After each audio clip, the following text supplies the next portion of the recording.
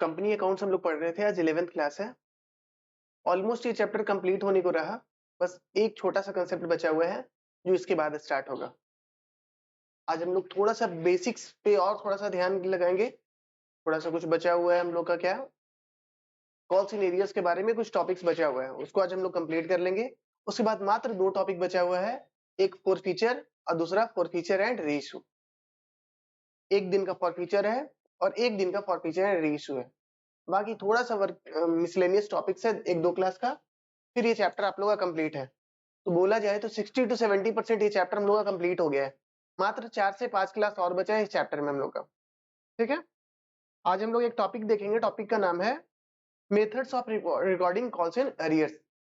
Calls in arrears होता क्या है? फिर से, अगर हम लोग कोई कॉल करते हैं, अगर कंपनी कोई कॉल करता है, मतलब पैसा ड्यू होता है और पैसा मांगता है अपने शेयर होल्डर से, और शेयर होल्डर जितना पैसा नहीं देता है, जितना पैसा बकाया रह जाता है, उसको हम लोग क्या बोलते हैं? Calls in arrears. Clear cut अगर सीधा सीधा कंसेप्ट बोला जाए तो इसी को बोलते हैं हम लोग क्या? Calls in arrears. ठीक है, कॉल्स इन एरियर्स के ऊपर हम लोग क्वेश्चन भी करे थे। कॉल्स इन एरियर्स कैसे रिकॉर्ड करते हैं हम लोग अपने बुक्स ऑफ अकाउंट्स में। ठीक है, तो चलो एक क्वेश्चन देखते हैं और हम लोग उसी कंसेप्ट पे हम लोग इसको करेंगे। देखो, methods of recording calls in arrears. ठीक है,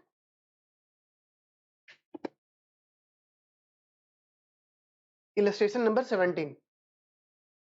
shares offered 10,000 equity shares at the rate rupees 10 each।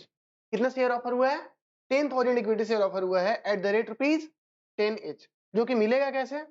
मिलेगा 4 रुपए एप्लीकेशन पे, 4 रुपए अलॉटमेंट पे और 2 रुपया फर्स्ट एंड फाइनल कॉल पे। टोटल 10 रुपए रिसीव कर रहा है, मतलब शेयर किस पे इशू हुआ है? पार पे इशू हुआ है। ठीक है, all calls were duly received. सारा का सारा कॉल कैसे हो गया है? प्रॉपरली मिल गया है, एक्सेप्ट वन शेयर होल्डर। एक शेयर होल्डर पैसा नहीं दिया है। वो कौन शेयर होल्डर है? Who had been allotted with how much shares? 500 share. जिसके पास 500 रुपए 500 शेयर था, वो क्या किया है? फेल्स टू पे फर्स्ट एंड फाइनल कॉल। मतलब फर्स्ट एंड फाइनल कॉल जब उसका देने का समय आया तो वो क्या किया, दिया है कि नहीं दिया है? नहीं दिया है। मतलब वो दो रुपया पर शेयर 500 शेयर पे हम लोग को नहीं मिला है। बाकी एप्लीकेशन और अलॉटमेंट पूरा का पूरा मिल चुका है। ठीक है, 5 मिनट का समय दे रही, इसको जल्दी से सॉल्व करो। इजी है क्वेश्चन, बहुत इजी, हम लोग करवा चुके हैं, जल्दी से सॉल्व करना है। तुम 5 मिनट का समय आप लोग का पूरा हो गया। चलो सॉल्व करते हैं। कितना शेयर्स ऑफर था? 10,000 इक्विटी शेयर ऑफर था। कुछ नहीं लिखा है तो हम एज्यूम करेंगे कि फुल्ली सब्सक्राइब्ड है। ओके, तो 10,000 शेयर्स पे क्या आया हमारा? एप्लीकेशन मनी आया कितना रुपया? 4 रुपया। तो जनरल एंट्री क्या होगा? Bank account debit, bank account debit to equity share application account. ठीक है, कितना रुपया आया बताओ? 4 रुपया पर शेयर आया और टोटल कितना शेयर्स था? टोटल शेयर्स था 10,000 शेयर्स। तो 10,000 इंटू 4 आ गया टोटल 40,000। डन। उसके बाद क्या होगा? ये एप्लीकेशन मनी कहाँ ट्रांसफर हो जाता है? शेयर कैपिटल अकाउंट में। अब ये सब तुम लोग को याद हो गया। Equity share application account debit to equity share capital. 40,000 rupees. कोई प्रीमियम अमाउंट तो था नहीं इसमें, तो पूरा का पूरा पैसा किसका है? शेयर कैपिटल का है। उसके बाद सबसे पहले अलॉटमेंट मनी रिसीव होगा या अलॉटमेंट हम लोग ड्यू करेंगे? अलॉटमेंट ड्यू करेंगे। अलॉटमेंट ड्यू करने का एंट्री क्या होगा? Equity share allotment account debit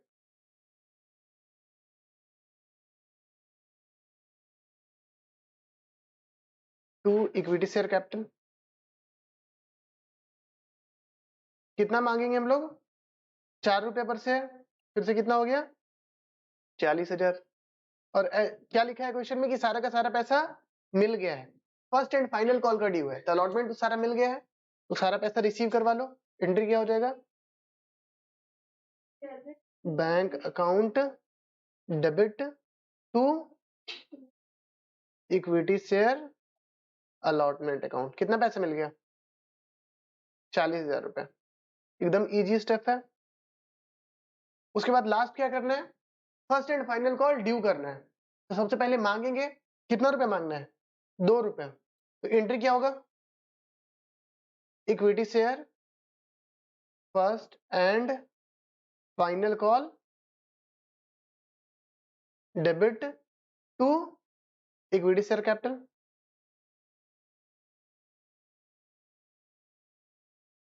account कितना मांगे हम लोग, 3000 शेयर पे कितना मांगे, 2 रुपया मांगे। 2 रुपया मांगे तो हम लोग टोटल 20,000 रुपया मांगे। डन। 20,000 में कितना नहीं मिला, 1,000 नहीं मिला। कैसे नहीं मिला सर, एक शेयर होल्डर था जिसके पास कितना शेयर था, 500 शेयर था, वो फर्स्ट एंड फाइनल कॉल नहीं दिया, तो 500 इंटू 2 कितना हम लोग का बकाया रह गया, 1,000 रुपया बकाया रह गया। तो मेरे को मिला कितना पैसा, 20,000, 19,000। कितना पैसा मिला, 19,000। तो बैंक अकाउंट कितने से डेबिट होगा, बैंक अकाउंट होगा डेबिट जितने से जितना पैसा मुझे रिसीव हुआ। 20,000 मांगे थे, 1,000 नहीं मिला, तो कितना रिसीव हुआ, 19,000। ठीक है। और क्रेडिट किसको करेंगे हम लोग, equity share first and final call account. ये तो पूरा का पूरा क्रेडिट होगा, कितने से, 20,000 से। अब 1,000 बचा, वो क्या हो गया हमारा, calls in arrear. Calls in arrear हम लोग के लिए क्या है, कंपनी के लिए एसेट्स। कंपनी के लिए क्या है, एसेट्स। तो यहाँ लिख दिए हम लोग 1,000 रुपीज, और डेबिट में क्या कर दिए, कॉल्स इन एरियर्स। कोई इस क्वेश्चन में ट्रिक नहीं था, कुछ नहीं था, बहुत ही बेसिक सा सिंपल क्वेश्चन तो हम लोग ऑलरेडी कर चुके थे। ठीक है। एक काम करते हैं, इस क्वेश्चन में कहां पे दिक्कत आया, दिक्कत यही आया कि सर एक शेयर होल्डर था जो पैसा नहीं दिया, कौन सा, फर्स्ट एंड फाइनल कॉल। तो एक काम करते हैं, इस क्वेश्चन में हम लेजर भी बनाते हैं। कौन सा लेजर बना रहे हैं हम लोग, लेजर बना रहे हैं equity share first and final call का, और बनाएंगे कॉल्स इन अरियर्स अकाउंट का। ठीक है, लेजर्स तो बना सकते हैं हम लोग। कौन कौन सा लेजर बना रहे हैं हम लोग, equity share first and final call and calls in arrears. लिखो, equity share first and final call. और कौन सा लेजर बना रहे हैं हम लोग, कॉल्स इन अरियर्स। लिखो, कॉल्स इन अरियर्स। सब लोग साथ हैं, डन। कॉल्स इन अरियर का कौन कौन सा एंट्री है, पांचवा और छठा, यही दो एंट्री है जिसमें calls in sorry equity share first and final call account का एंट्री हुआ है। ठीक है। देखो fifth journal entry, equity share first and final call क्या हुआ है, डेबिट हुआ है, कितने से, 20,000 से। लेजर पोस्टिंग करने आता है ना, अगर equity share first and final call 20,000 से डेबिट हुआ है, तो उसके लेजर में जाकर के हम डेबिट साइड क्या लिखेंगे, 20,000। ऐसे होता था। और यहाँ पे क्या लिख देंगे, टू रेफरेंस।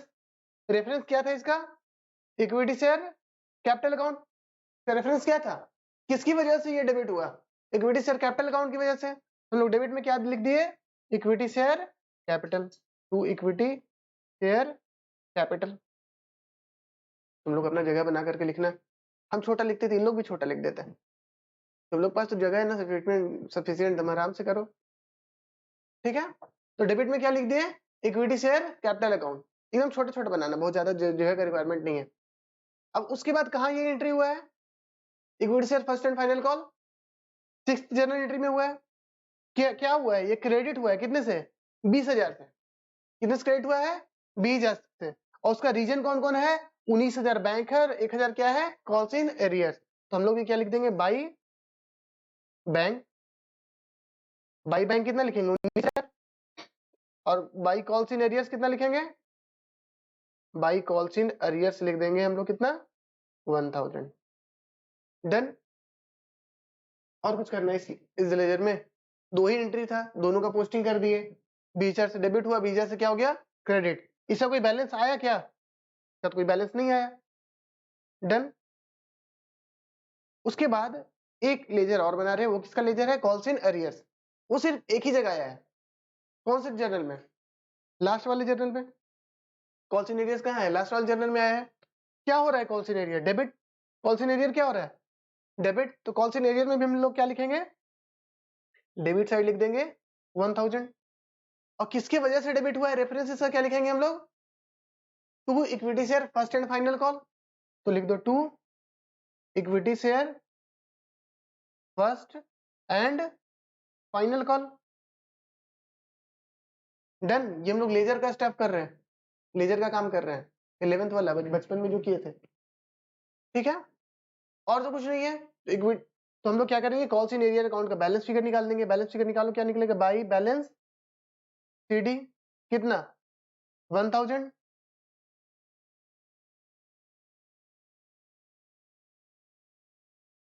डन, यही करना था।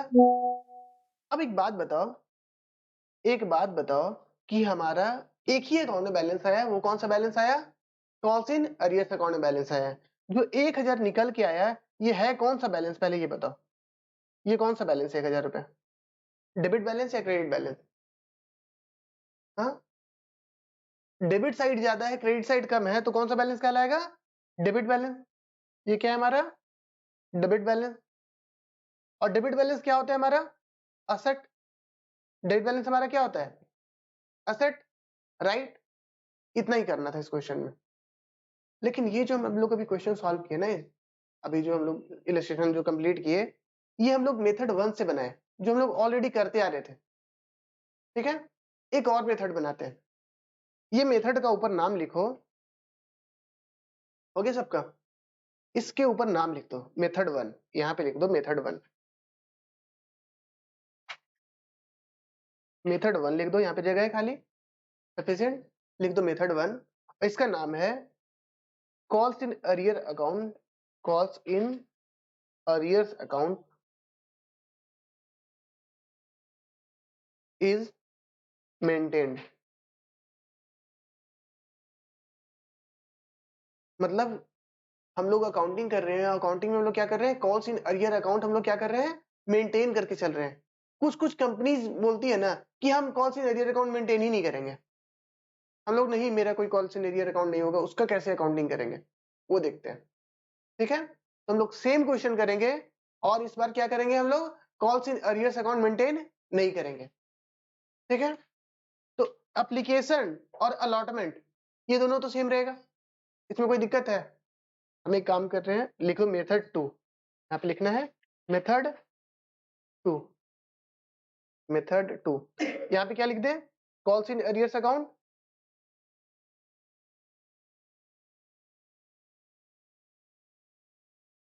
Is not maintain. मेथड 2 क्या हो जाएगा, ये कॉल्स इन अरियर अकाउंट हम लोग बना रहे हैं कि नहीं बना रहे हैं, नहीं बना रहे हैं। सेम क्वेश्चन हम लोग को सॉल्व करना है। जर्नल एंट्री 1 2 3 4 ये तो सेम रहेगा, ठीक है। तुम लोग जगह छोड़ देना, हम कॉपी कर लेते हैं, ठीक है। तुम लोग इतना जगह छोड़ देना जिसमें 4 जर्नल एंट्री हो जाए, क्योंकि ये 4 जर्नल एंट्री तो एज इट इज होगा जैसे होना था। पहले क्या हुआ, पहले एप्लीकेशन मंगवाया, एप्लीकेशन आया, और एप्लीकेशन कहाँ ट्रांसफर हो गया, शेयर कैपिटल में, ठीक है। फिर थर्ड एंट्री हम लोग अलॉटमेंट ड्यू किए, और फिर उसको क्या किए हम लोग, रिसीव किए। उसके बाद क्या करना है, पांचवा, पांचवा जर्नल एंट्री में क्या करेंगे हम लोग, call share first and final call due करेंगे। उसका एंट्री बताओ मेरे को, उसका एंट्री बताओ मेरे को, share, equity share, first and final call account, account debit. कितने से डेबिट करना है, 10,000 शेयर्स था, और कितना मांग रहे हैं पर शेयर, 2 रुपया, तो 20,000 से डेबिट कर दिए। और ये पैसा कहाँ चला जाता है, इक्विटी शेयर कैपिटल अकाउंट में। कितना, 20,000। 20,000 मेरे को मिलना चाहिए था, लेकिन एक शेयर होल्डर जिसके पास कितना शेयर था, 500 शेयर्स था, जिसको 2 रुपया पर शेयर देना था, मतलब वो कितना पैसा नहीं दिया है, 1000 रुपया नहीं दिया है। 20,000 मिलना था, 1000 रुपया नहीं मिला, तो मेरे को मिला कितना, 19,000 मिला। उसका जर्नल एंट्री करना है, तो लिखो बैंक अकाउंट डेबिट, एंट्री क्या हो जाएगा, बैंक अकाउंट, कितना पैसा मिला, 19,000। लास्ट क्वेश्चन में हम लोग लिखते थे calls in arrear account debit, और क्रेडिट कितने से कर देते थे, 20,000 से। क्या इस बार हम लोग calls in arrear account maintain कर रहे हैं कि नहीं कर रहे हैं, नहीं कर रहे हैं। तो क्या हम लोग कॉल्स इन अरियर अकाउंट को डेबिट कर सकते हैं, नहीं। तो क्रेडिट क्या हो जाएगा हमारा, क्रेडिट हो जाएगा, sorry, equity share first and final call क्या हो जाएगा, क्रेडिट हो जाएगा। लेकिन कितने से क्रेडिट करेंगे? क्या इस बार 20,000 से क्रेडिट कर सकते हैं? नहीं। अगर डेबिट 19,000 से हुआ है तो क्रेडिट भी कितने से होगा? 19,000 से क्रेडिट होगा। देखो क्रेडिट 19,000। टेक्निकली बोले जाए तो ये वाला आंसर और इजी है। कॉल इन एरियर अकाउंट लिखे ही नहीं, जितना पैसा है बैंक को डेबिट किए और क्या कर दिए हम लोग? कॉल अकाउंट को क्या कर दिए? क्रेडिट। कंप्लीट हो गया है क्वेश्चन, इतना ही था बस। अब क्या करना है? अब लेजर बनाएंगे। किसका लेजर बनाएंगे? फर्स्ट एंड फाइनल कॉल का लेजर बनाएंगे। चलो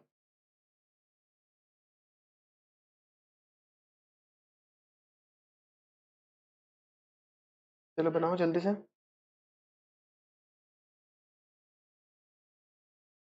एकदम छोटा सा बनाना, बहुत ज्यादा जगह जगह नहीं चाहिए। इक्विटी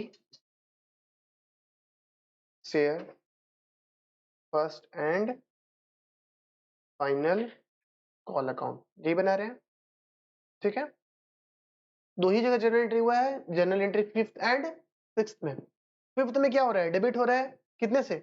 20,000 से। फर्स्ट एंड फाइनल कॉल क्या हो रहा है? डेबिट हो रहा है कितने से? 20,000 से। 20,000 से डेबिट हो रहा है तो डेबिट साइड में कितना लिखेंगे हम लोग? 20,000। किसकी वजह से डेबिट हो रहा है? इक्विटी शेयर कैपिटल अकाउंट की वजह से, तो टू क्या लिख देंगे? To equity share capital account. और सेकंड एंट्री में क्या हो रहा है? क्रेडिट हो रहा है। कितने से क्रेडिट हो रहा है? 19,000 से। किसकी वजह से क्रेडिट हो रहा है?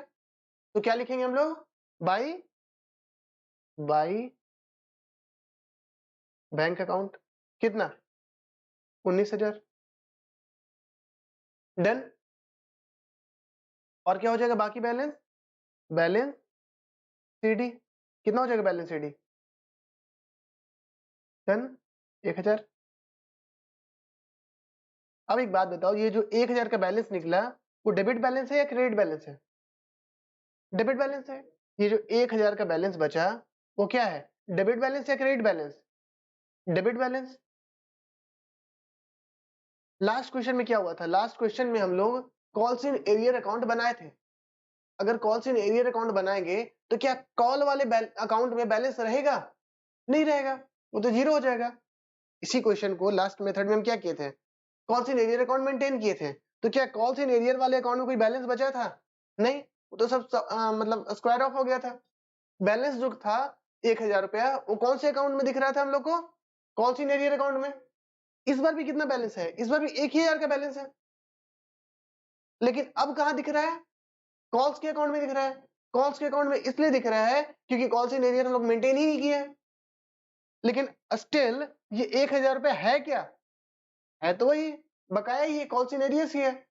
हम बस कर क्या रहे हैं? हम लोग कॉल्स इन एरियर को अकाउंट नहीं बनाए, बैलेंस तो उतना ही निकल के आएगा। तो ये भी जो 1,000 का बैलेंस आया ये हमारे लिए क्या है? असेट है।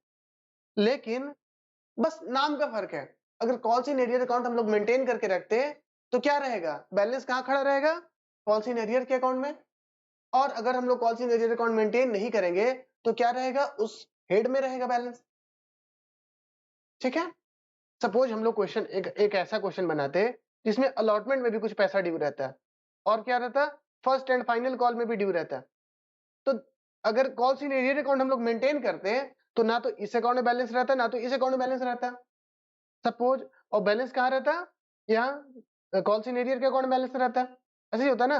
सपोज दोनों में 500-500 रुपए बकाया है या दोनों में 1,000-1,000 रुपए बकाया है तो टोटल कॉल्स इन एरियर में कितना बकाया दिखता? 2,000 रुपए। लेकिन वहीं पे अगर हम लोग calls in arrear account maintain नहीं करते तो हर जगह क्या होता है? यहाँ पे भी 1,000 रुपए बैलेंस होता और यहाँ पे 1,000 रुपए बैलेंस होता और यहाँ पे बैलेंस क्या हो जाता? जीरो, क्योंकि ये अकाउंट हम मेंटेन ही नहीं कर रहे थे।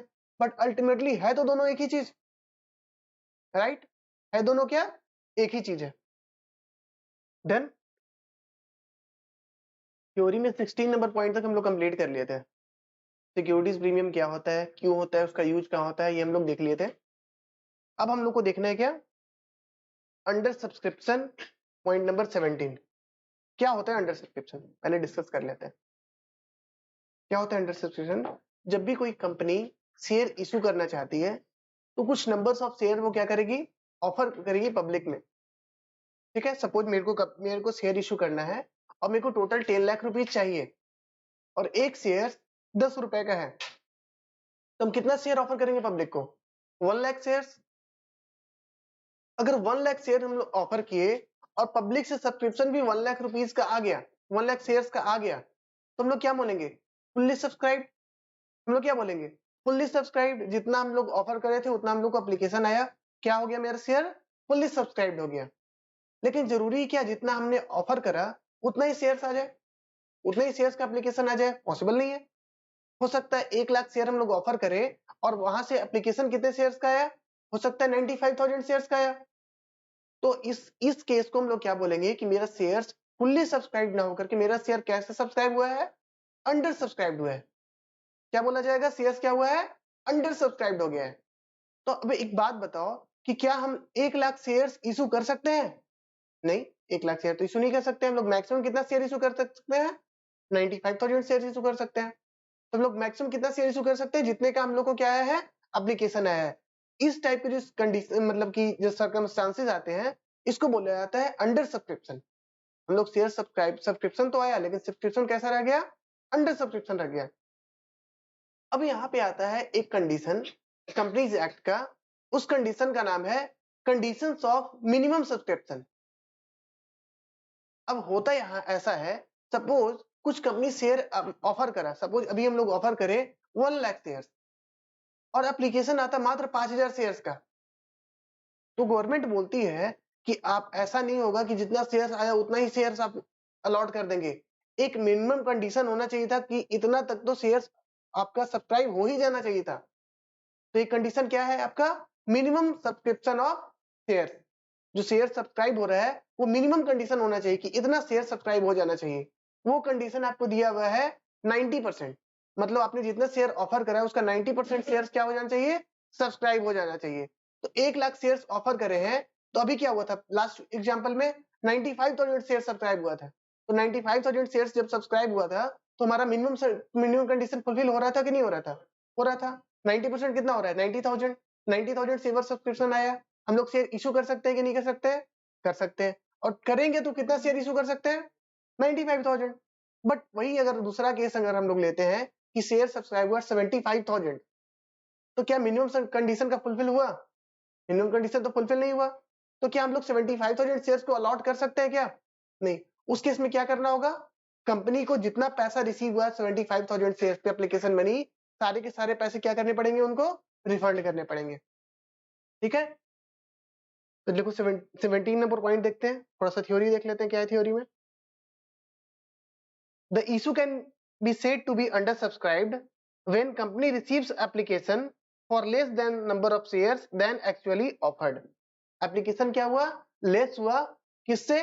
ऑफर होने से। ठीक है? In this case company does not face the problem in allotting the share. इस केस में अलॉटमेंट में दिक्कत नहीं आता है। जितना भी 95,000 शेयर का मेरे को एप्लीकेशन आया, सबको पूरा पूरा शेयर मिलेगा। क्या कोई दिक्कत हुआ अलॉटमेंट करने में? क्या अलॉटमेंट करने में कोई दिक्कत नहीं आया। ठीक है? However, company cannot allot any shares if condition of minimum subscription does not fulfill। बोल रहा है कि मिनिमम कंडीशन फुलफिल होना चाहिए तभी शेयर क्या हो सकता है? अलॉट हो सकता है। और मिनिमम कंडीशन कहां दिया हुआ है? Point number 19। पॉइंट नंबर 19 देख लो, condition of minimum subscription. SEBI has prescribed a limit of 90%।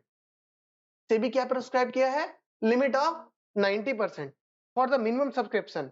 Company must receive at least 90% subscription of the issue of share before making any allotment। ठीक है? ये कौन बोल रहा है आपको? सेबी बोल रहा है। अब कुछ आ गया तो थोड़ा सा बात डिस्कस कर लेते हैं। कंपनी होते कितने टाइप के हैं? कंपनी होते कितने टाइप के? थोड़ा सा देखो कहीं पे जगह अगर बचा हुआ है तो वहां पे कुछ डिस्कस कर लेते हैं। कहीं पे कोई पेज छोड़ा हुआ है? आ जाओ फर्स्ट पेज पे आ जाओ। फर्स्ट पेज पे थोड़ा सा जगह है। अब हम लोग को देखना है कि कंपनी कितने टाइप का होता है। बेसिकली जो मोस्टली कंपनी चल रहा है मार्केट में, 3 तरह का कंपनी देखे हम लोग। कहीं पे भी जगह पर मिला है तो वहां पे लिख लो। बेसिकली अगर देखा जाए तो मोस्टली 3 तरह की कंपनी होते हैं। पहला पब्लिक कंपनी, दूसरा क्या होता है? Private company,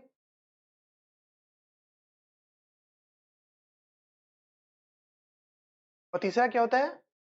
1% company.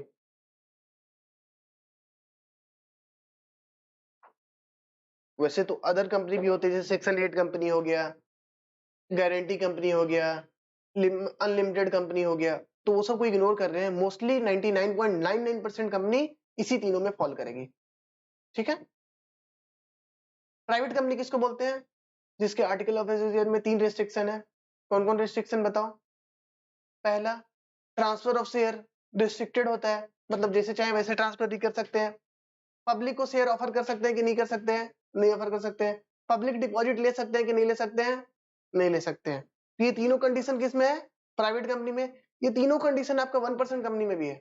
1% कंपनी में तो कंडीशन यहां तक है कि किसी को शेयर इशू भी नहीं कर सकते हैं। सारा शेयर होल्डर भी एक ही इंसान रहेगा, डायरेक्टर भी कौन रहेगा? एक ही इंसान रहेगा। तो यहाँ पे तो बात ही नहीं आता है शेयर ट्रांसफर का। जब उसी का एक ही इंसान ही रहेगा कंपनी में, तो ट्रांसफर किसको करेगा? राइट। और तीसरा क्या है लास्ट? कौन? Public company. पब्लिक कंपनी बोलने का मतलब वैसे कंपनी जिन पे ये सारे रिस्ट्रिक्शन नहीं होते, जो पब्लिक से शेयर के पैसा रिसीव कर सकते हैं, पब्लिक से डिपॉजिट रिसीव कर सकता है, इसको क्या बोलते हैं हम लोग? Company company public company. Private company 1% company. Public company में 2 तरीके की कंपनी होती है। पहला, listed company. Listed public company लिख दो, लिस्टेड पब्लिक कंपनी। और दूसरा क्या है? Unlisted public company.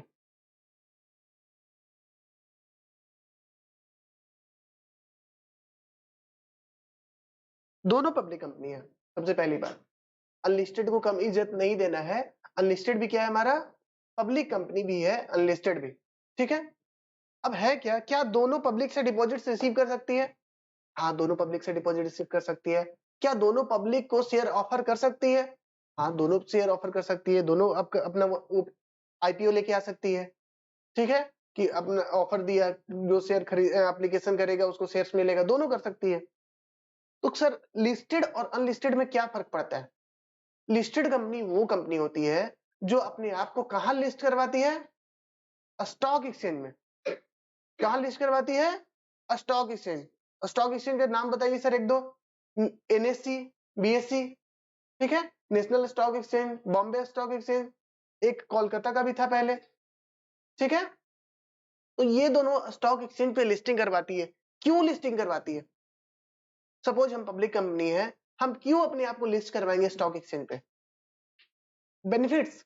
बेनिफिट्स क्या क्या है? सपोज हम अपने आप को स्टॉक एक्सचेंज पे लिस्ट करवाएंगे, तो हर लोग को मेरे शेयर्स को खरीदना रहेगा या बेचना रहेगा, उसको फ्लेक्सिबल रहेगा। जब चाहेगा कंप्यूटर खोला, स्टॉक एक्सचेंज ओपन करके अपना शेयर्स बेच दिया, शेयर परचेज कर लिया। बेनिफिट्स। और जो लिस्ट करवाती है वो मतलब ज्यादा इजीली तरीके से पैसा रिसीव कर सकती है पब्लिक से। वो जो नॉन नॉन लिस्टेड है, अब जो नॉन लिस्टेड है उसको कहां जाना पड़ेगा? उसको जाना पड़ेगा, ऐड देना पड़ेगा, प्रोस्पेक्टस बांटना पड़ेगा, पब्लिक जाकर के फॉर्म भरेगा, तब जाकर उसके पास पैसा जाएगा। और जो लिस्टेड है वो कहां? डायरेक्ट स्टॉक एक्सचेंज पे अपना ऑफर करेगा। जिसको लेना है स्टॉक एक्सचेंज पे अप्लाई करेगा कि हम इतना शेयर इस कंपनी का अप्लाई करते हैं। जिसको बेचना रहेगा वहीं से बेचेगा। तो किसका शेयर्स लोग ज्यादा खरीदना चाहेंगे, लिस्टेड का या अनलिस्टेड का? लिस्टेड का ज्यादा खरीदना चाहेंगे। अनलिस्टेड भी पब्लिक कंपनी ही है, बट उसको थोड़ा सा कम इज्जत है। इसलिए कम इज्जत है क्योंकि वो अपने आप को लिस्ट नहीं करवा के रखा हुआ है। कहां पे लिस्ट करवा के नहीं रखा हुआ है? स्टॉक एक्सचेंज पे। और स्टॉक एक्सचेंज का एक दो एग्जांपल दिए ही, एनएससी और बीएससी, नेशनल स्टॉक एक्सचेंज और बॉम्बे स्टॉक एक्सचेंज। ठीक है, और भी 4-5 आपका मतलब क्या स्टॉक एक्सचेंज है। लेकिन लिस्टेड कंपनी का शेयर्स हम लोग क्या कर सकते हैं? बहुत ही इजीली तरीके से कहां से खरीद सकते हैं? स्टॉक एक्सचेंज से खरीद सकते हैं। कैसे सर? एक डीमेट अकाउंट हो जाएगा, लॉगिन आईडी पासवर्ड मिल जाएगा, ऑनलाइन ओपन करेंगे और शेयर परचेज कर सकते हैं, सेल कर सकते हैं। आपके घर में भी कोई ना कोई शेयर परचेज सेल करते ही होंगे। और करते हुए तो क्या मतलब कि जाते हैं कंपनी में जाकर के बोलते हैं कि मेरे को 1000 शेयर दे दो इन्वेलप पकड़ा करके? नहीं, डायरेक्ट क्या करते हैं? ऑनलाइन खोले, डीमेट अकाउंट से अपना लॉगिन करे और शेयर खरीद ले जिसका खरीदना है। ठीक है, तो एक क्या हो गया आपका पब्लिक कंपनी में, एक लिस्टेड कंपनी हो गया, क्या हो गया? अनलिस्टेड कंपनी हो गया। राइट। अब लिस्टेड कंपनी जो स्टॉक एक्सचेंज पर रजिस्टर्ड है, इसको मॉनिटर करती है कौन? सेबी। इसको कौन मॉनिटर करता है? SEBI, monitor by SEBI. इसको कौन मॉनिटर करता है? लिस्टेड पब्लिक कंपनी को सेबी। तो सर क्या इसको कंपनीज एक्ट मॉनिटर नहीं करेगी? कंपनीज एक्ट तो सारी कंपनी को करती है, कंपनीज एक्ट तो करेगी, साथ ही साथ इसको लिख दो कि एडिशनली मॉनिटर्ड बाय, सिर्फ मॉनिटर्ड बाय से भी नहीं लिखना ठीक नहीं रहेगा, एडिशनली मॉनिटर्ड बाय से भी, मतलब कंपनीज एक्ट के साथ साथ और कौन मॉनिटर करेगा? SEBI, additionally monitored by SEBI. क्या सेबी सारी कंपनी को मॉनिटर करती है? क्या सेबी पब्लिक प्राइवेट कंपनी को ही मॉनिटर करती है? नहीं, उसको क्या मतलब? सेबी उस कंपनी को मॉनिटर करती है जो स्टॉक एक्सचेंज पर लिस्ट करवाना चाहता है अपने आप को, या करवा चुका है। सपोज हम चाह रहे हैं कि अपने आप को स्टॉक एक्सचेंज पे रजिस्टर करें, कि हम स्टॉक एक्सचेंज पे रजिस्टर्ड हैं, तो मेरे को कौन मॉनिटर करेगा साथ साथ में? सेबी। सेबी भी मेरे से रिपोर्ट मांगेगी, आप अपनी कंपनी का रिपोर्ट दीजिए, हर 3 महीने पे रिपोर्ट दीजिए, हर 6 महीने पे रिपोर्ट दीजिए, हर साल रिपोर्ट दीजिए। कंपनी एक्ट तो जैसे मांगता है वो तो मांगेगा ही, कंपनी एक्ट तो सारी कंपनी को मॉनिटर करता है, चाहे वो 1% भी कंपनी क्यों ना हो, राइट? लेकिन सेबी सिर्फ किसको मॉनिटर करेगा? स्टॉक एक्सचेंज को। ठीक है, तो हम लोग कहाँ थे? पॉइंट नंबर 19 में चल रहे थे। क्या? बहुत चार्ज होता है, बहुत ज्यादा चार्ज होता है, चार्ज के साथ साथ कंप्लायंसेस होता है। हर एक कंपनी चाहेगी तो अपने आप को रजिस्टर थोड़ी करवा पाएगी, पहले तो उसके सारे रूल्स एंड रेगुलेशन फॉलो होने चाहिए। अभी भी इंडिया में कितने कंपनी ऐसे जो सारी रूल्स एंड रेगुलेशन फॉलो ही नहीं कर पाती है। जितना नियम कानून है इंडिया में, सारे अगर 90 जितने पर देखा जाए ना, तो 75% कंपनी आपको कुछ ना कुछ तो डिफॉल्ट करके ही रखती है।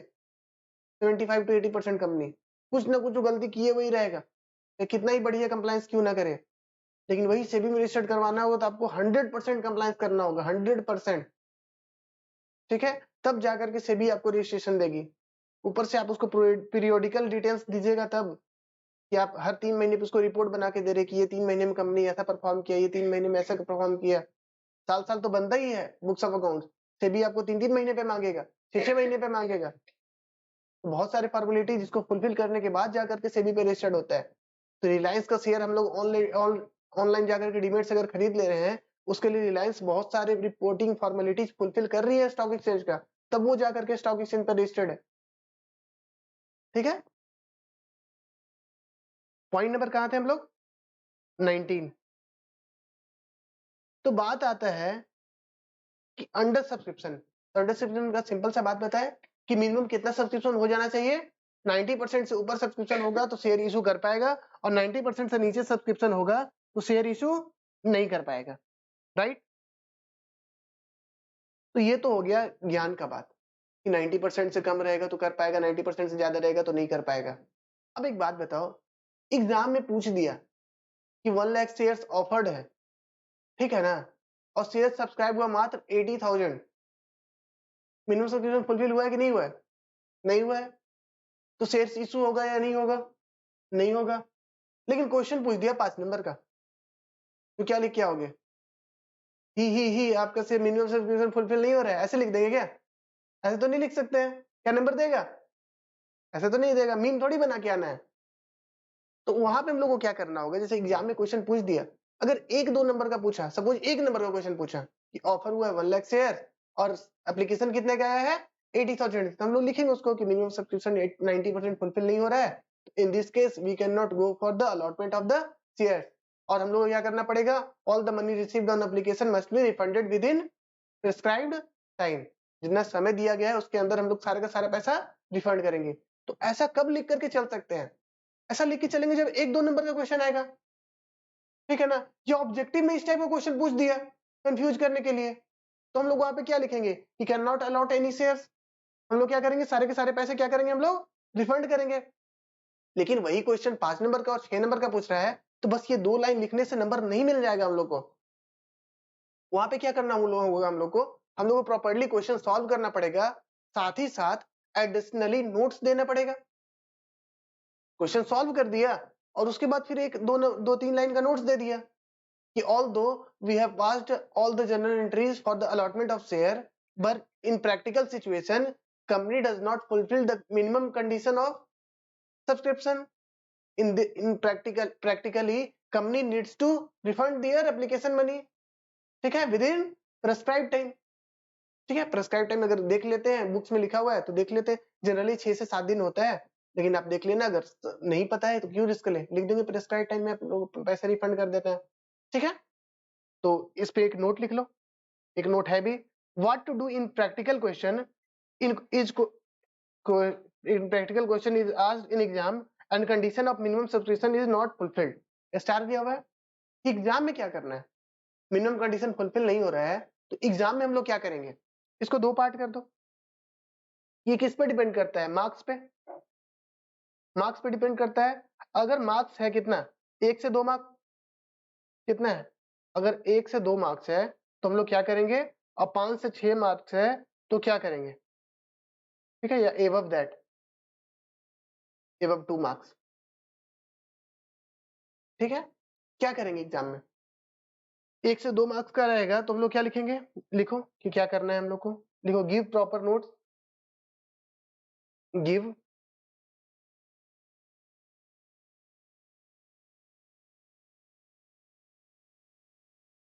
Give proper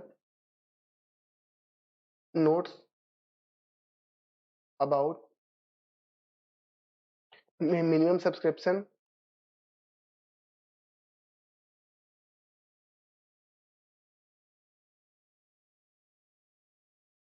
and suggest that company cannot allot any share, ठीक है। फिर 1 से 2 मार्क्स का रहा तो हम लोग क्या बोल देंगे, हम लोग बता देंगे कि क्या क्या नहीं हो रहा है सर, मिनिमम कंडीशन सब्सक्रिप्शन का कंडीशन फुलफिल नहीं हो रहा है 90% का, हम लोग क्या करना पड़ेगा, सारा का सारा पैसा रिफंड करना पड़ेगा प्रेस्क्राइब टाइम में। और हम लोग अलॉटमेंट कर सकते हैं कि नहीं कर सकते हैं, नहीं कर सकते हैं। लेकिन अगर 2 मार्क्स का रहा, 2 मार्क्स से ज्यादा का रहा तो क्या करना पड़ेगा, लिखो solve the question, solve the question without considering condition of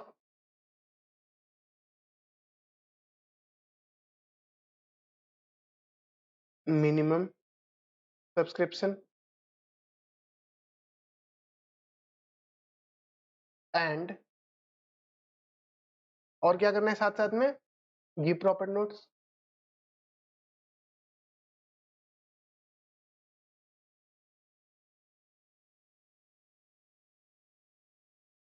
give proper notes regarding क्या, regarding minimum subscription।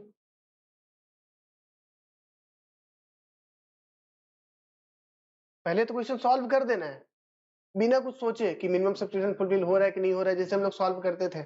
उसके बाद क्या करना है, दिखना है ना पेपर में हम लोग को कि हम बाकी लोग से ज्यादा इंटेलिजेंट है ना।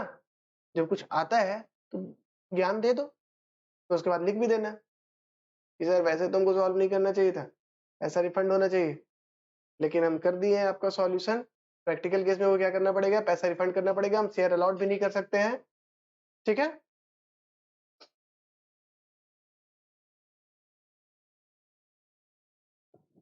ना गर्ल्स वाला फीलिंग नहीं लगाना है कि सर अब तो बच्चा है सर, 89.99% आया सर, बच्चा है माफ कर दीजिए ना, 90% फुलफिल हुआ तो फुलफिल हुआ, ठीक है। फीलिंग्स में नहीं चलते हैं, रूल्स जब हम लोग फॉलो करते हैं ना तो फीलिंग्स को दूर रखते हैं कि सर 89% सर बस 1% माफ कर दीजिए, नहीं, रूल्स नहीं फॉलो नहीं हुआ। जनरल प्रैक्टिकल, अब जैसे कि ये तो हो गया थ्योरी वाला बात हो गया, प्रैक्टिकल केस में ऐसा होता ही नहीं है। प्रैक्टिकल केस में क्या होता है ना कि एक अंडरराइटर्स होता है, वो अंडरराइटर्स के थ्रू हम लोग शेयर्स अलॉटमेंट करवाते हैं। तो कोई भी अगर मिनिमम कंडीशन फुलफिल नहीं किया होता है ना तो वो अंडरराइटर्स का ये रिस्पॉन्सिबिलिटी होता है कि बाकी का शेयर्स वो खरीदेगा। प्रैक्टिकल केस में अगर हम लोग बात करें तो हर किसी का मिनिमम सब्सक्रिप्शन फुलफिल होता है, ठीक है। लेकिन क्वेश्चन है तो हमको क्वेश्चन को क्वेश्चन की तरह देखना पड़ेगा। प्रैक्टिकल केस में तो हर चीज का उपाय होता है, ठीक है। अब एग्जाम में आ गया 89% तो इमोशनल नहीं हो जाना है, ठीक है। एग्जाम में अपना रूल दिखाना है कि रूल 90% फुलफिल नहीं हुआ, बात खत्म, ठीक है। उसके बाद एक और क्या है, ओवर सब्सक्रिप्शन। ओवर सब्सक्रिप्शन किसको बोलते हैं, जब हम लोग ऑफर किए उससे ज्यादा एप्लीकेशन आ गया तो हम लोग क्या बोलेंगे, ओवर सब्सक्रिप्शन, ठीक है। ओवर सब्सक्रिप्शन केस में क्या कर सकते हैं हम लोग? कर सकते हैं कि रिजेक्ट कर सकते हैं एक्सेस एप्लीकेशन, जो भी ज्यादा एप्लीकेशन आया उसको क्या कर दिए? रिजेक्ट। सपोज 1 लाख ऑफर आया और 2 लाख एप्लीकेशन आ गया, तो 1 लाख को क्या कर सकते हैं हम लोग? रिजेक्ट कर सकते हैं। या क्या कर सकते हैं? प्रोराटा अलॉटमेंट कर सकते हैं। पहला क्या कर सकता है? रिजेक्ट कर सकता है।